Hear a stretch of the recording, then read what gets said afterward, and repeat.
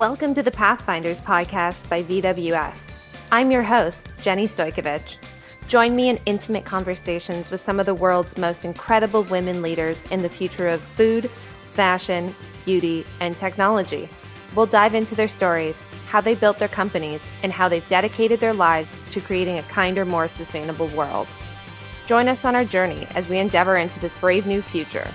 You won't believe what's coming next.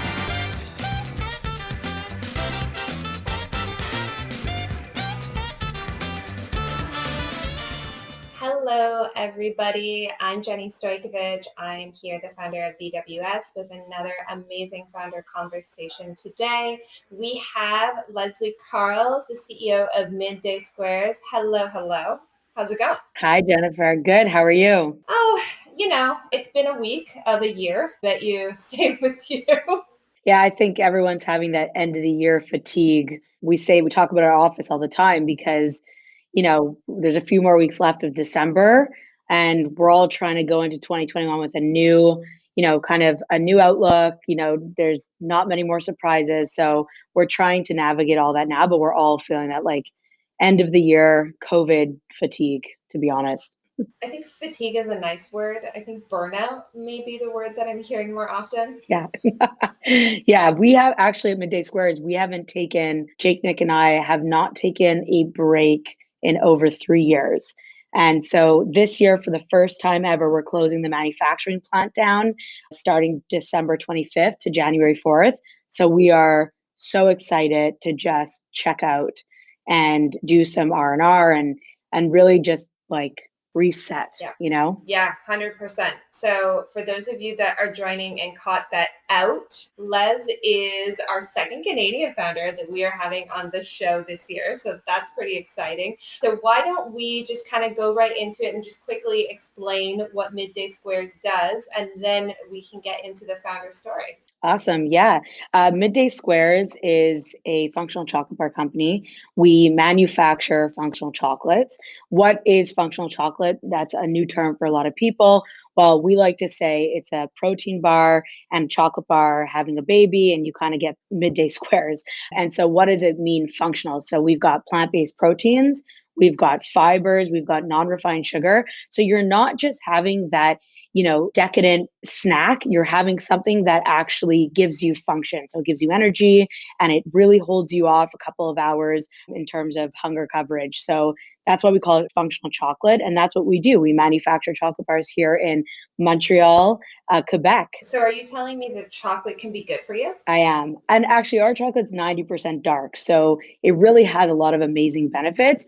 That's the beauty about our product is, a lot of our customers say, this gets me, through the afternoon. This helps me with my cravings. So it really is a healthier version of chocolate with a lot of amazing benefits, a lot of superfoods. So yes, I am saying chocolate can be healthy. All right. So everybody that is listening that just heard that is like, okay, now you got to tell me more. Now I'm hooked to hear what on earth she's got going on in Montreal.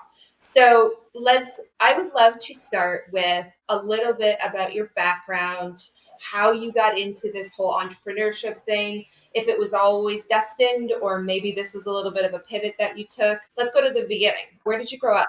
So I grew up in Montreal, Quebec. I was always the odd one out. I was the middle child. I had an older brother and a younger brother, but we were always very, very close. I grew up in a very close-knit community where, nobody accepted you if you were different. You had to be this certain way and, you needed to look a certain way. I was always changing my hair color and cutting it and I was just expressing myself from a very young age. And I started off, I always wanted to be an actress.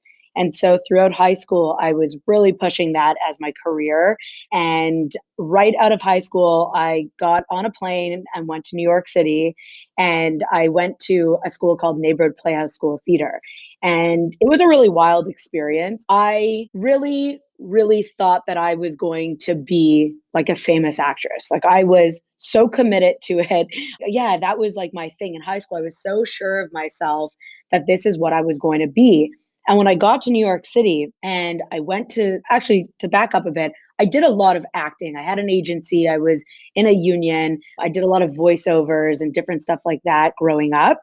And so I was on some sort of journey to getting there. But obviously, as you get older and you see the different challenges and you become more realistic, things obviously change. So when I got to New York City and I realized, the guy who's running the cash at the grocery store wants to be an actor, and the guy I was renting DVDs from up the street wanted to be an actor, and the girl who was doing the mail wanted to be an actress. And I started realizing, wow, everybody's here in New York City trying to become an actor or an actress. I'm like, and so that was kind of an eye opener for me, is like, okay, so I am going up against the entire world.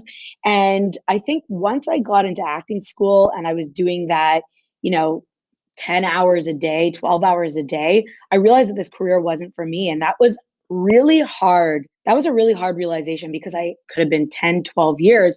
I was pushing this dream. I was so sure of myself. And then I had that realization in New York City, and I'm like, this isn't for me. I don't want to be a starving actor or actress. I don't want to do that. I'm not willing to have 10 roommates and be a bus girl. And there's nothing wrong with that. I just realized that that wasn't for me. And so I was very, very confused. I was 19 years old. I was very confused because I was so sure for so long. And that was a hard journey on finding out, now, who am I? And so from there, I went on to the journey that, okay, I think I want to be a chef. And I'm such a foodie. I love food. I'm going to become a chef. I'm going to go to the Cordon Bleu. And I remember telling my parents, they're like, you're not going to the Cordon Bleu, like, settle down. Why don't you go work in a restaurant for a little bit and then let us know how you feel? And so that's what I did. I came back to Montreal. I went to go work in a restaurant. I worked in the kitchen for a good amount of time. And very quickly I realized, no, this is not for me. I'm not into this lifestyle either. And so I continued my journey, and I actually went to go work in the family business, which at that time they import goods from China, from India, and they sell their distributors basically to dollar stores, Walmarts, that type of store. And I worked there for quite some time doing order desk and all this boring stuff, that being a creative really killed me inside. And so one day I go to my mom, I come to the office and I go, I bought a one-way ticket to South America. I'm leaving in 4 weeks. I'm selling my furniture. I'm taking whatever money I have and I'm going. And I remember her being like, my 20-year-old daughter leaving to South America by herself. No, you're not. And I'm like, well, you can't stop me. So, right. So that realization happened. And I went to South America for a bunch of months until I had no money left. And I really found myself again. I was like really grounded with who I was. I realized, what was important, what wasn't important. I met people from all over the world. We had epic conversations, who I still talk to today, who I actually have linked up in my, that's the whole beauty of networking, right? You meet people and you don't know where it's going to go, And so coming off of South America, I came back to Montreal, had no money left, no apartment, no nothing. So I moved back into my parents' basement and I was like, what's next? And living with my parents was really challenging, because they, till this day, I think now they do. I'm 30 years old. So now it's a little bit of a different relationship. But back in the day, like I said, I was the odd woman out. My mom said white, I said black. And it was hard to live with each other for that very reason, because we just didn't jive. I love my parents. We have a great relationship today, but the challenges of parents accepting you for who you are, right? And I remember, so I got back from South America and went into fashion. And I was working for a fashion company called La Fée Verte. They did lingerie and ready to wear. And I was doing a lot of the back end stuff. So I was working on managing the 3PL, the warehouse, working on inventory control. I was learning all the ins and out of what happens behind the scenes of fashion. So how do you get the product from A to Z to the store? And that's really where I started seeing what it takes to run a business. And I did that for 2 years and then decided, I'm leaving. I'm going to start my own clothing company. Again, I was still living at my parents' house. So when I told them I was leaving my job, they weren't really supportive. And they're like, you're either going to get a job or you're going to go back to school. That's the only way we're going to support you in this house. So I was like, all right, I'll go back to school. And so I went to study marketing at Concordia here in Montreal. I didn't go to one class. I was in the library working on my business. It was just a front of that I'm at school. And so I spent 6 months birthing my clothing line. And then finally it was ready to show the world. And I basically told my mom, yeah, I haven't been at school. It's been a whole production. I've been working and creating this clothing line at Concordia in the library. And so that's how I started my clothing line. And I did it for about 3.5 years. So fashion for me it's really not for me. It's a specific industry. I don't care about having to, excuse my language, but like suck up to people or suck people's ass. Like it's not for me. I'm a businesswoman. Here's what I'm offering. If you don't like it, no problem. If you do like it, great. If you want to be flexible and have me work on something that you need, let's do it. Like I'm all for that. But fashion wasn't like that. It was a game. It was who do you know? How thin are you? How hot are you? All these things. And that's just not me, and so I didn't jive well in the industry, but I trucked along for 3.5 years. I designed the collections. I was working mainly out of New York City. I did a lot of stuff in Hong Kong and China overseas. So I spent a lot of days in the manufacturing plants over there, sleeping on the floor if I had to. So it was a really intense journey. And basically, to bring everything full circle, I did close it down after 3.5 years. I was completely discouraged. I did have some wins, but I failed. I failed at that. And I learned a lot of why I failed. And there were some strong takeaways. And so at that point, before I closed Hector, my fashion company, I was still living in the basement of my parents' house. And Nick, who's my husband now and my partner, had been my best friend since 14 years old. So we were best buddies through all this. And at one point, he came to me and he's like, I want to invest in Hector. I really believe in you as an entrepreneur. I believe in what you're doing. So I want to put money down. But in order to do that, I want to put money down and become your partner. And you're going to have to move into my condo with me, because he was running a software company and didn't really have time. So the deal was that we would work at 6 a.m. till 10 a.m. together on the back end stuff. Then at 6 p.m. when he got home, we'd work till about midnight together. Obviously, I'd be working throughout the day, but those would be our times to, do what we need to do. And he felt he would be able to sell the products online. That's where his strengths were. And we didn't end up selling one product online, not one. So it was a humbling experience for him. But all to say, that's how I ended up with my husband. We moved in with each other. And a few months later, we started dating. And less than a year later, we got engaged and then married that same year. And both Nick and I are entrepreneurs. And so he left his company, he sold his part, and we decided that we wanted to work together and start something. And we didn't know what that was going to be. And I think my whole entire life, I was told no. That was like a really big thing. You're not going to be anything. You're not going to be able to do that. I remember at one point when I was 15, I had hired not a real architect, but a student studying to be an architect. I wanted to build a hotel. So I've always been a dreamer, and people really killed me for that, for being a dreamer, for wanting to have big ideas and for wanting to do big things. I really got a lot of pushback on that, and it was really discouraging. And so between family members and friends and the community and my teachers, which was, you're not going to equate to anything, you're a dreamer, that was like my life. It was just pushing against that. And so when I got after my clothing line, I closed it, people would say, oh, what's next? Oh, what are you doing now? Very condescending, very, things. And I ignored it, because you got to block the noise out. It's so, people are irrelevant. And when you start to remember that, you really start excelling in life. It's easy to obviously get bullied down and discouraged by the people that are whispering, but usually they're whispering because they're jealous and they can't do what you're doing, right? So there was a lot of that. And then fast forward a few years, Nick and I are living together. We were figuring out what we were going to do with our lives, what we were going to start.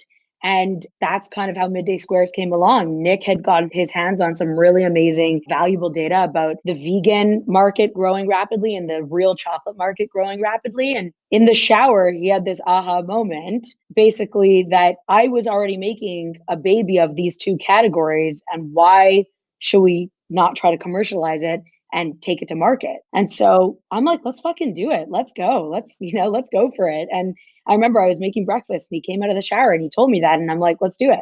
And then we got married on November 17th. We went to Stowe, Vermont for our honeymoon. And I'm like, I'm over this honeymoon. Let's get back and let's begin, what everyone knows now as the midday squares, So that was the story of kind of my journey. So back to your question is, I always wanted to be an entrepreneur. I always had that in me. I was always really thinking big and dreaming big, and I still do every day. One of our mottos here, our core values is think really big. Like, I could read you some of this stuff, but think huge and believe. We're not scared of these words. We're going to be bigger than Nike. If you do not believe the possibilities of that statement and truthfully believe those statements to be true, Midday Squares is not for you. And these are some of the core values that we give each of our team members, because if you can't dream, you can't work with us. That is 100%. Okay. That's a little bit about me in the story. Yeah, that was a lot. How many times have you told that? Honestly, I haven't told it that often, but it's funny that we're talking about this today. Monday, our producer wanted to do an interview series on Jake, Nick, and I. And we've never done that yet, like a one-on-one deep dive. And some of the things that we're talking about today, she had asked. And I haven't spoken about it in a while, about my childhood and about, not being accepted and really being told that I'm going to equate to nothing. And so it's funny you asked it, because we just spoke about it on Monday, but I don't speak about it that often. I don't talk to people as much as I should be.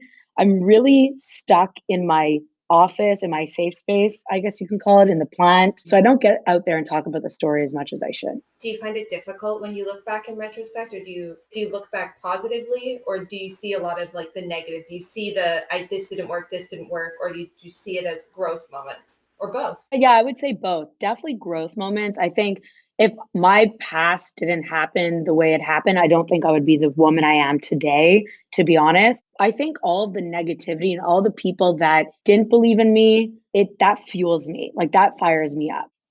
Today a lot of those people call me for advice, or right, like, want to follow, want to be part of the hype and all that stuff, which, you know, it is what it is, right? That's what they say happens. But, even my high school had called me in. They wanted me to speak to the students. And I did it. I don't have pride or ego. I have it sometimes, but a lot of the time I'm in the belief that leave the pride, leave the ego at the door. That's the past. Let's look to the present. Let's look to the future, I know exactly what you're talking about. The people that come out of the woodwork and you're just looking at them thinking, Yeah. wait a second, are you that same person? Do you have a good story or memory of one of those moments that happened where you went, whoa, like, this is what they told me would happen?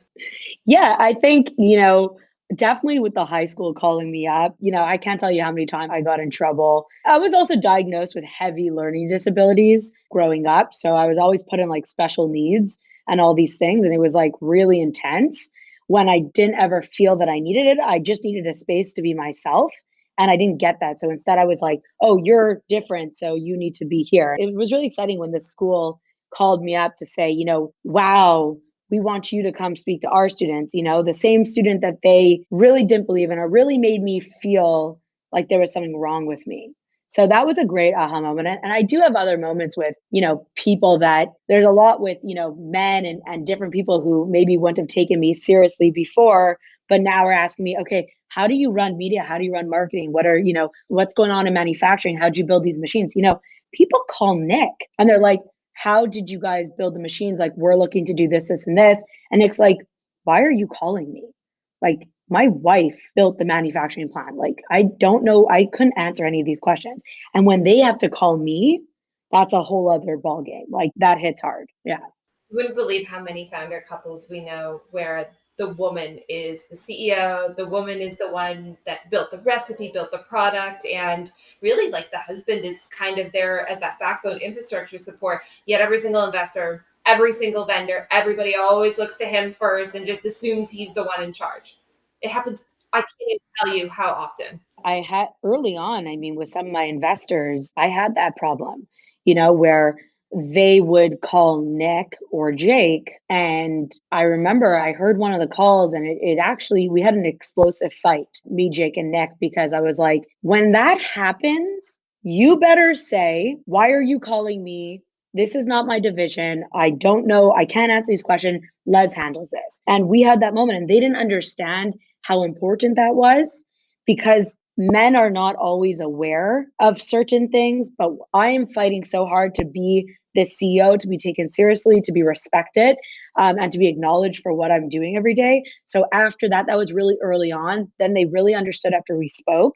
And it's never happened again, because for them, they're just like, oh, well, it wasn't a big deal. It was just a phone call. I'm like, yes, but to me, it's a huge deal because this is what I'm doing every day. I have to show up really hard to get the same acknowledgement that you guys get every day. And that is real. It is real. And CPG is an old industry with old mentality. Oh yeah. White dude, like central. Oh my gosh. One of the pieces of advice we had on our founder survey was, girl, you better learn golf and you better get into some old white dude hobbies because it's real. Oh yeah, 100%. I think even at one point we were meeting with some investors and my brother was going golfing with them. And I said, I can go, I golf. And I was just like, I don't like golf. So, but it's true. Everything you're saying is true and has happened and is shitty. But I think, words are one thing, but doing is a whole other. And the more I do and do, the more they see. And you don't really have to say anything. It's pretty, they acknowledge it. Yeah. So there's one topic that I'd love to explore a little bit further that you mentioned a little while back, and that was going through school. You mentioned some learning disabilities, and that was really a struggle for you to operate in the confines of the traditional education system. We now know that there's neurodiversity, right? That's what the new science shows, is that the brain just works in different ways for different people, and everybody can excel in different areas, but not every structure will work for every child. Not every structure will work for every adult. And I'm curious if you found that some of those disabilities, quote unquote, have really kind of become like a power of yours or talent that you have that others don't. Yeah, I think I'm with you. The school system for me is black or white, and there's a lot of people that live in the gray. And so there has to be change. Nick and I have spoken about this often, that when we have children, the idea about homeschooling them, because the education system is backwards. Number one, how they created it for people that are in the gray zone, it just doesn't work. And then also the fundamental things that they're teaching you. Like when you leave school, you know nothing, right? Like you don't know how to control your finances. You don't know what a dollar means. You don't know the fundamentals of life, even math, the way they teach math, the things that they try to teach you, they're irrelevant. You need to know basic things, and they need to be explained in a way that we can relate to, because math is everything. And a lot of stuff in a business is all about formulations, key formulations. So they don't teach you the key stuff. They teach you stuff that you might know nor do you remember once you leave. And so, yeah, Nick and I are quite passionate about the school system, but learning disabilities, when I was in school, they were not equipped properly. They were definitely not equipped properly. And I think my learning disorder is, well, I have two. I have ADHD and I have auditory processing disorder. So like I get super distracted.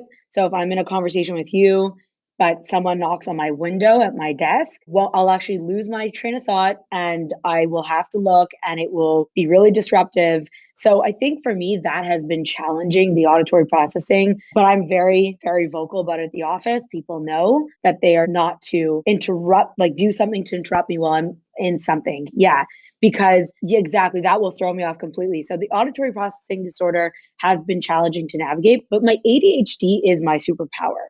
The ability to have a million thoughts is what makes me wacky. It's what makes me be able to lead the creative team at Midday Squares, because I'm all over the place, but that's how I get magic.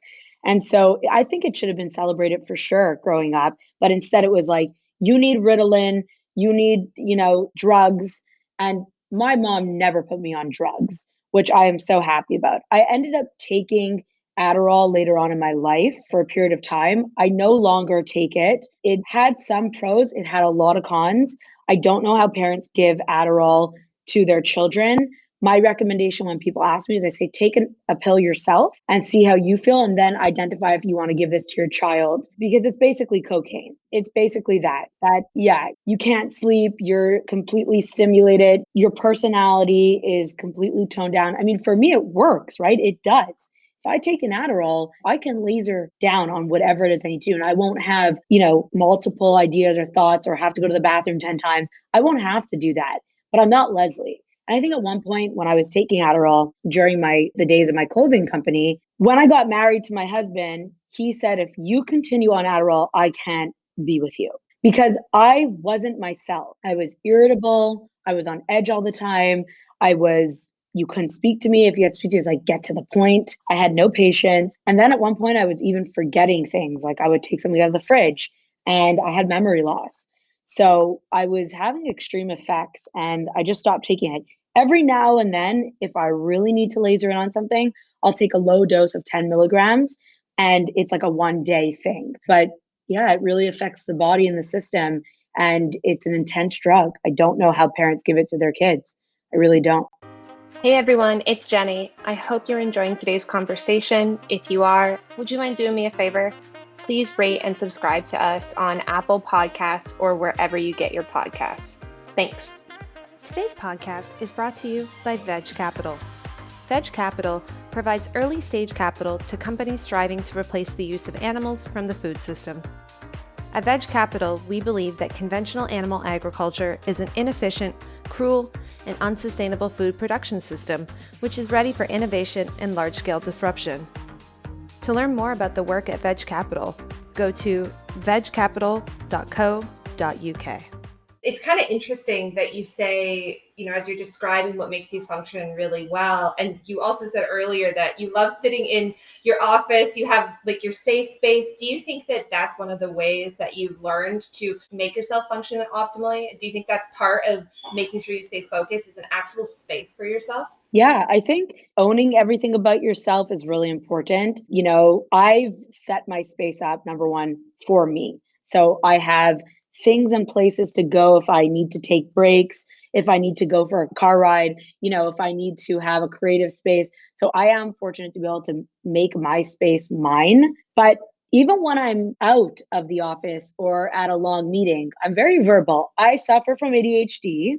This is something I have. So I might need to leave the room 2-3 times. When I need to go for a walk, I'll be back. Or even my husband, his family's Italian. So when we started dating, we'd have those like 8-hour dinners. After like an hour, I'm like, whoa, I'm wiped out. So now they know me, I'll go take a nap for a few hours. I'll go watch TV. I'll come back. So it's about being verbal and owning it.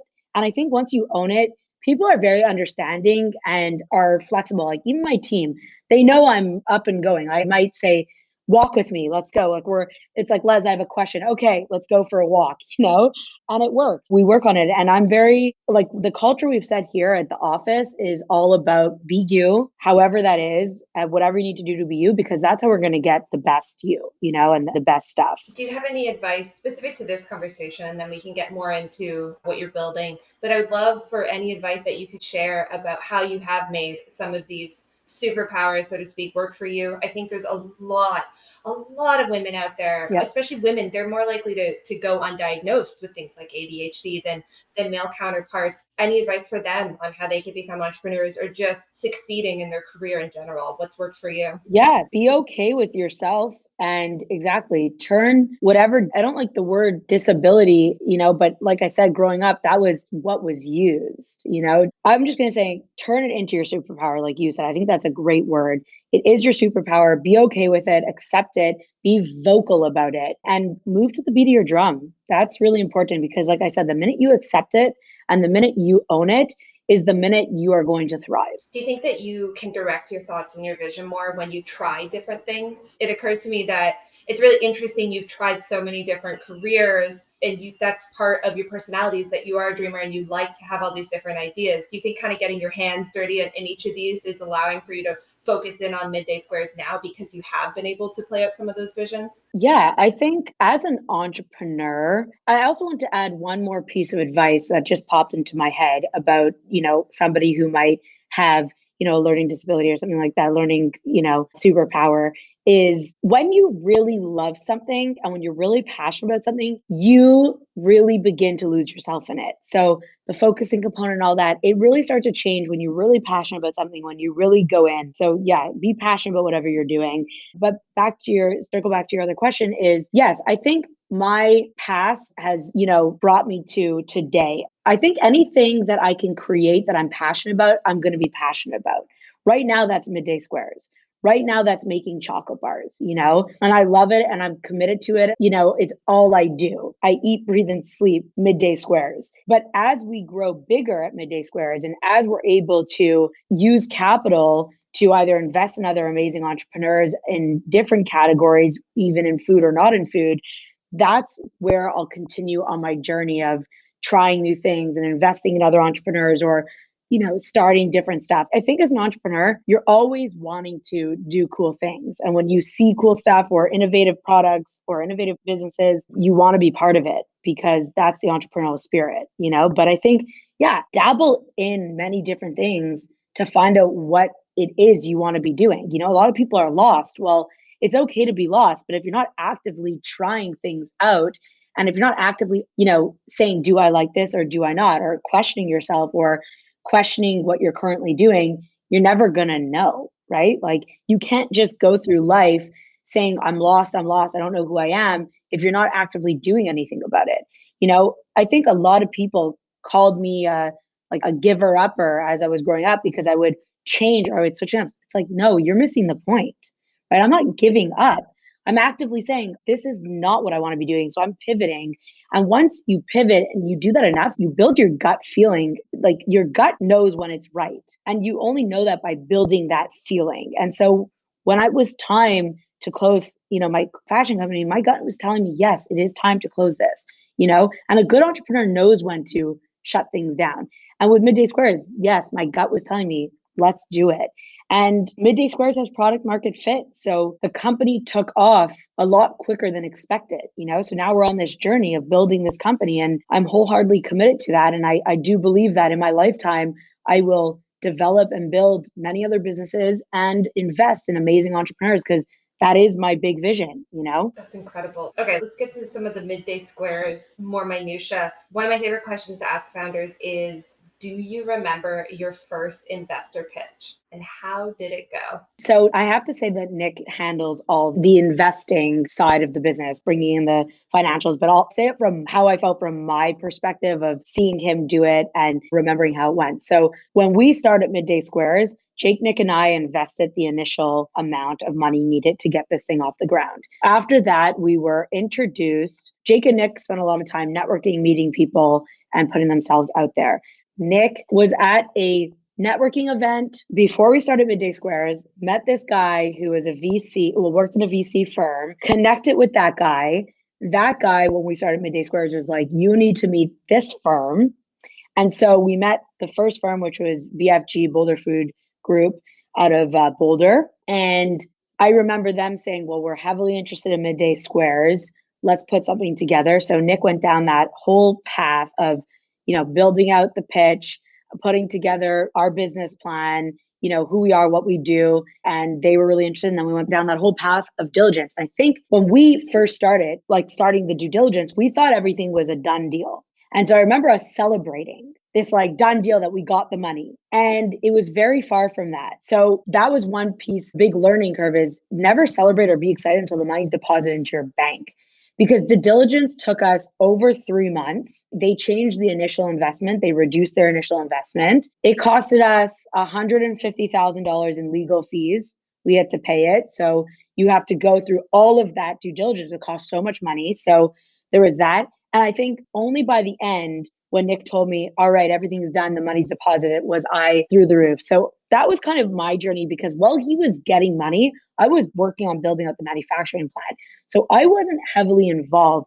I was just like, I trust, Jake and I both said to Nick, we trust you. You figure it out. You're the money guy. And he did. It was a really hard time for him. I remember seeing him through a lot of breakdowns, a lot of, when is this going to be over?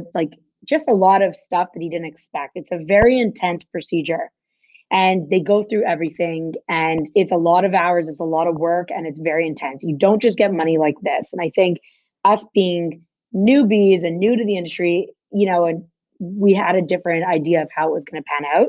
But that was our first experience of getting the money in.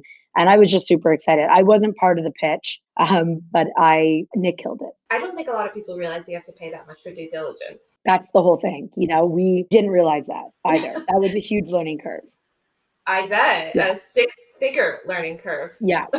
Yeah, because you know what? It's especially BFG is a US company. Midday Squares is a Canadian company. You're dealing with the crossover of that.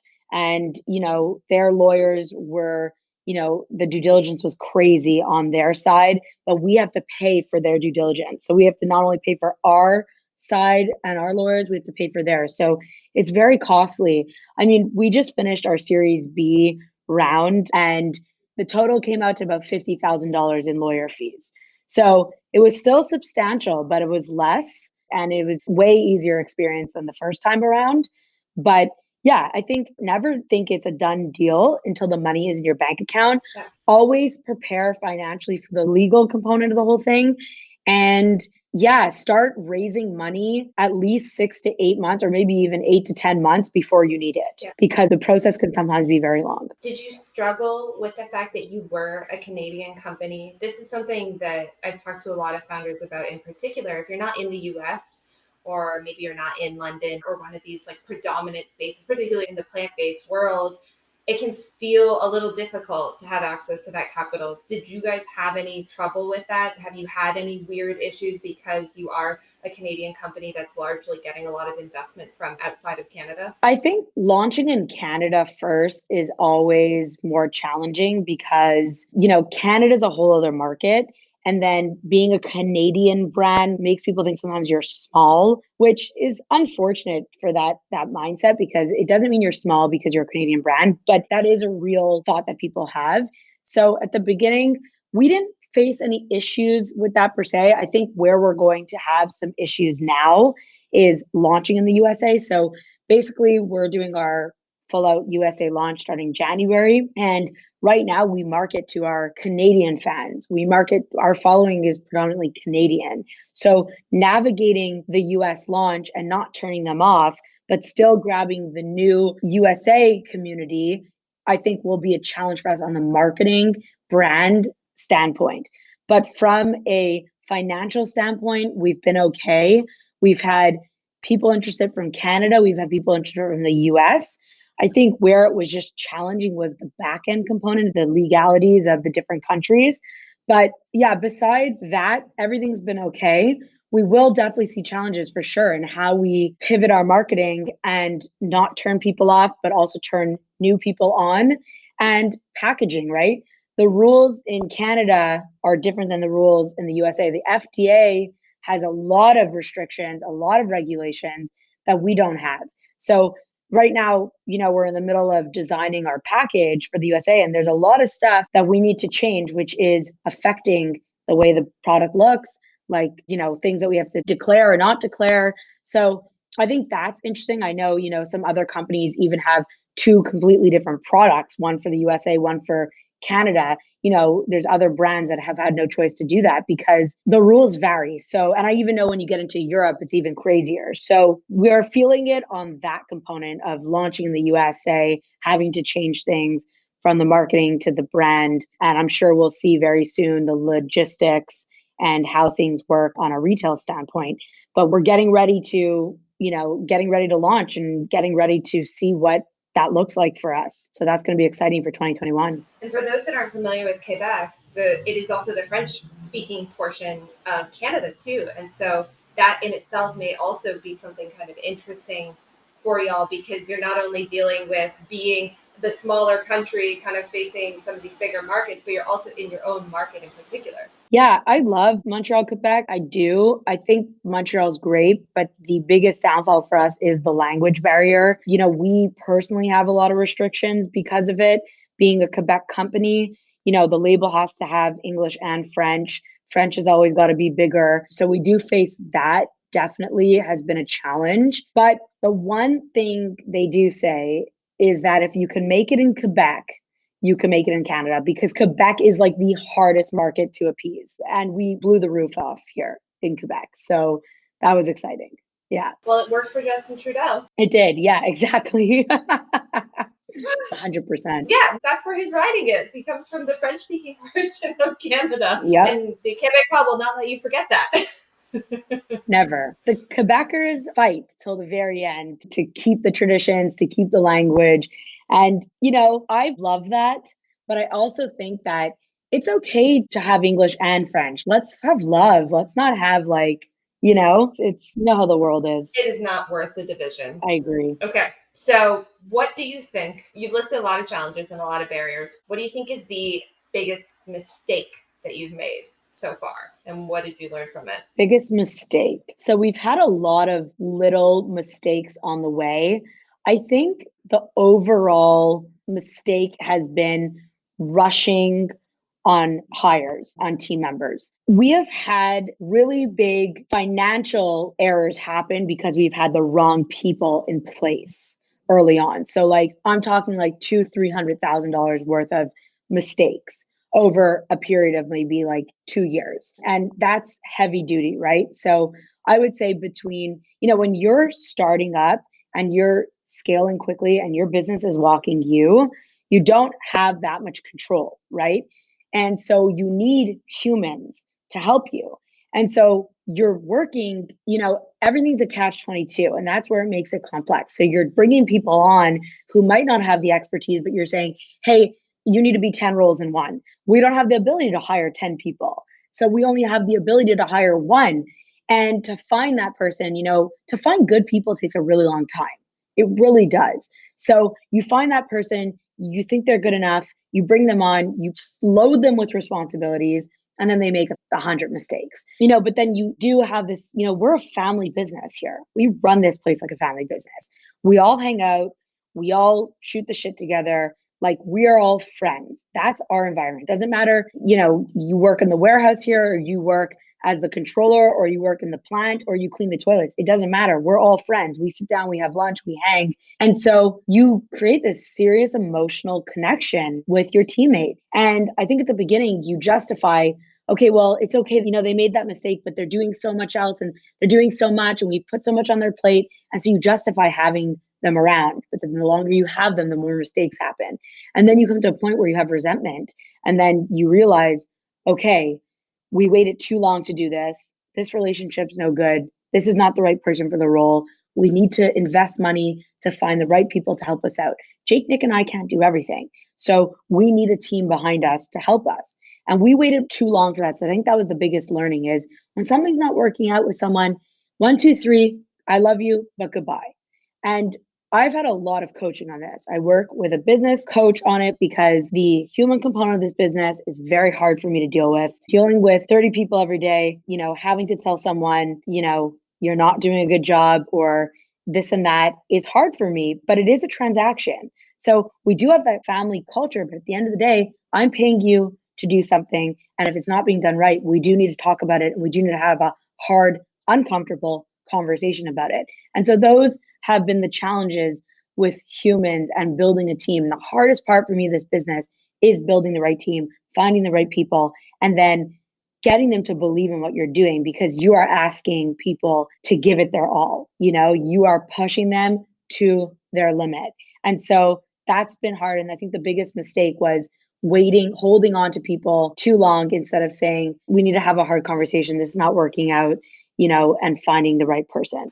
I've watched so many founders go through this coming from the tech world, and my husband's a tech executive. And I have watched them, every startup reaches this phase where you just grow and there's a new phase of the startup, and not everyone that was in phase 1 can make it to phase 2. Have you had 2 or 3? Have you experienced one of those phase changes? Oh, what was that like? Oh, yeah.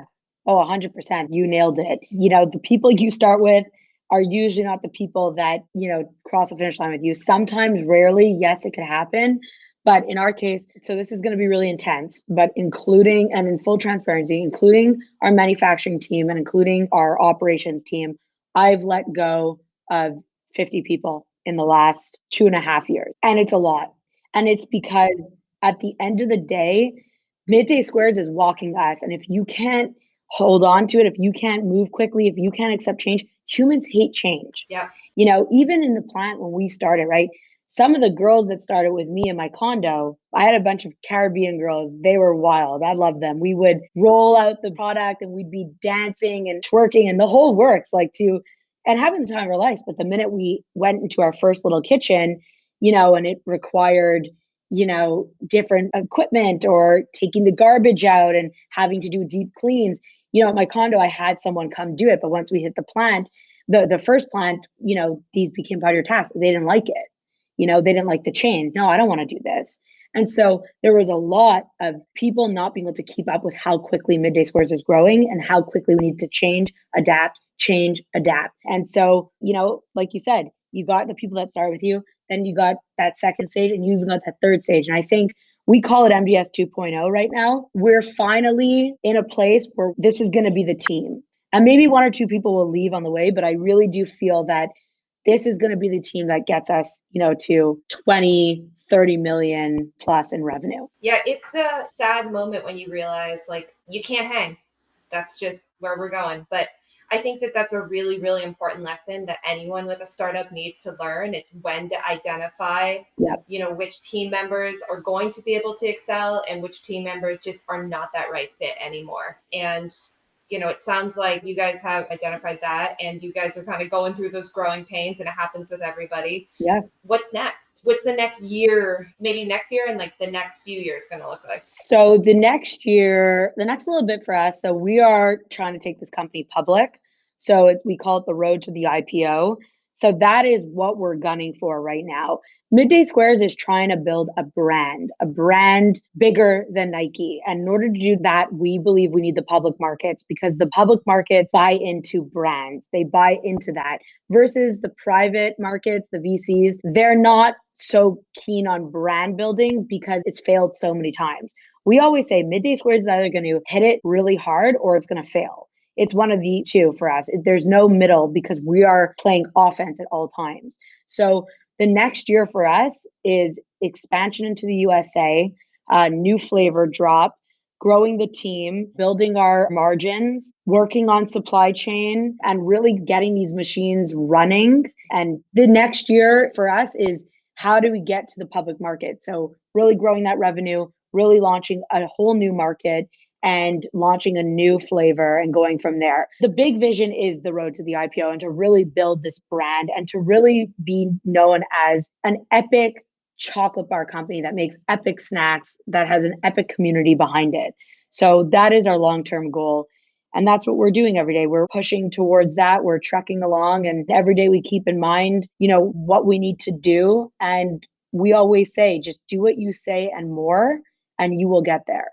So that's what's in store for us. Did you have this fixation on the IPO before the Beyond IPO? No. So the road to the IPO really started happening the last, I would say, 6 to 8 months.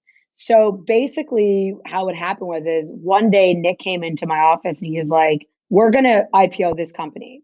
I'm like, what do you mean? He's like, we're just going to do it. We're going to IPO. Like, that's where we need to be. This is what I had in mind. And so we had a deep dive. We went into a deep conversation about it because I didn't fully understand the public markets and how they work, because there's a lot of risk. First of all, it costs you $1 million a year just to be in the TSX, like the fees and all that stuff. So it's a huge investment. Yeah, it's very volatile. So, that's how the market is, right? So at the end of the day, it is nerve-wracking. It has its pros and cons, but we have seen people do it. Brands, even a local company, Guru, just did it, and it's been incredible for them. So I think it's a mix of all these brands that have done it recently that have been epic and had epic success. So I'm pumped about that. Just a quick note for listeners, the TSX is the Toronto Stock Exchange, in case you're not familiar with the acronym. Okay, so the last question that I am going to ask you, and then I will let you get back to building the chocolate bar empire. Would you like basically Willy Wonka, right? Yeah, basically. They call my brother Willy Wonka. Okay, it's like vegan Willy Wonka, basically.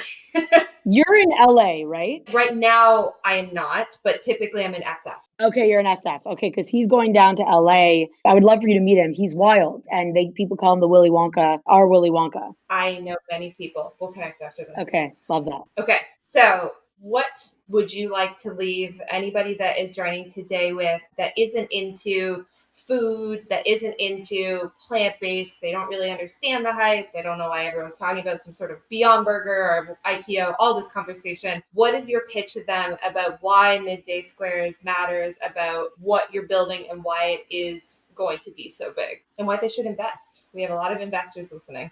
I love that. Midday Squares is pushing the boundaries. So basically, we're trying to push the limits in plant-based. We really believe in it, to take products that are super clean, that are super easy to digest, that are super good for you, and really give people epic snacks with plant-based proteins and anything that comes from the earth. So we're really excited about that.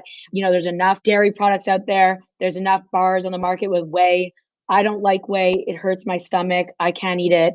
So, this product was and is designed for my husband and I, and we want to give it to the world because there's many, many ways to eat plant-based products without actually tasting the plant, and those are the facts. People are scared from it. People are scared of because they think it's going to taste a certain way, but we're changing that for everybody, and so if you haven't tried a Midday Square, you have to try Midday Square. And if you like chocolate, you're going to love Midday Squares. And we have 3 amazing flavors: Fudge Yeah, which was our OG, Almond Crunch, and Peanut Butter. We actually had to change the name from Busta Peanut to Peanut Butter. There's some US stores that won't stock us with that name. So yeah, that's okay. One of our VWS speakers runs a company called Slutty Vegan. So I love it. I would be curious to hear about their challenges. Yeah, we can't promote when we do like IG things featuring Pinky. We get flagged for profanity and it won't let us promote the post. That's crazy. Like, women and men can be half naked on Instagram, but you can't use that word. I don't get it. I'll never understand it. Whatever. Times are changing. You're kicking ass. And I will let you get back to the chocolate factory. It has been a joy spending the last hour with you, and I can't wait to catch up again soon and potentially an LA hang then. I would love that. Thanks so much for having me, Jennifer. You're awesome, and we'll speak soon. Awesome. Have a great day. You too. Thanks for joining us for today's Pathfinders podcast. I hope you'll rate and subscribe to follow more conversations like today. If you want to learn more about how to get involved with VWS, please check out veganwomensummit.com. or follow us on Facebook, LinkedIn, or Instagram with @VeganWomenSummit and on Twitter with @VegWomenSummit. Don't worry, you can find the links in the show notes. We're building a global community of women dedicated to creating a kinder, more sustainable world. Powered by CEOs, investors, celebrities, Olympians, and more, our events and media platform reaches thousands of women every day across 6 continents. We'd love your support. You can reach out to sponsor this podcast and more at veganwomensummit.com/sponsors. See you next time.